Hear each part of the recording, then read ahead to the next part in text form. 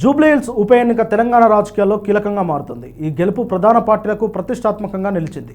అధికార కాంగ్రెస్ 3 మంత్రులను రంగంలోకి దింపగా బీఆర్ఎస్ నుంచి కేటీఆర్ గెలుపు బాధ్యతను స్వీకరించారు.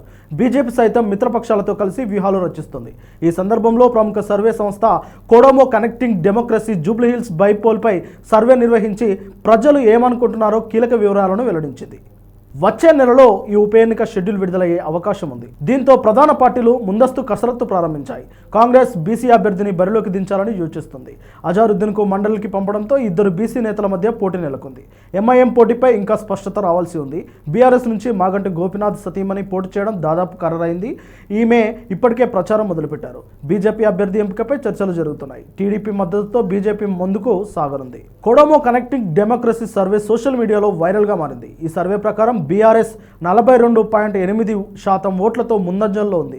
అలాగే కాంగ్రెస్ 32.7%, బీజేపీ 19.5% ఓట్లతో 2-3 స్థానాల్లో నిలిచాయి.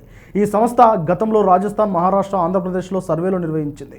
జూబ్లీహిల్స్లో టెలిఫోన్ ద్వారా 2000 మంది నుంచి అభిప్రాయాలు సేకరించగా 22.9% మహిళలు, కొత్త ఓటర్ల నుంచి 50 ఏళ్ల పైబడిన వారి వరకు అన్ని వర్గాలను కవర్ చేశారు. సర్వే ప్రకారం 42.8% ఓటర్లు బీఆర్ఎస్కు, 32.7% కాంగ్రెస్కు, 19.5% బీజేపీకి ఓటు వేశారు. బీఆర్ఎస్కు మద్దతు తెలిపిన వారిలో 46.5% మహిళలు, కాంగ్రెస్కు 34.4% మహిళలు ఓటర్లుగా ఉన్నారు.